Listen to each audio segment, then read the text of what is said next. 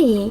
In front of me is CUBOT King Kong Mini 2, and today I would like to show you how you can manage vibration settings on this smartphone. Start by opening settings. Now scroll down, select sound over here and click on the switcher next to Vibrate vocals. This way you can enable or disable vibrations for incoming calls. Now choose shortcut to prevent ringing and select Vibrate by clicking on it. Then go back.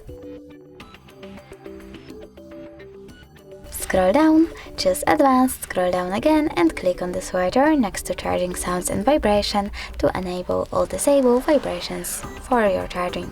But you can also click on the switcher next to Touch Vibrations over here to turn them on or off. Thanks so much for watching. If you enjoyed this video, leave a like, comment and subscribe.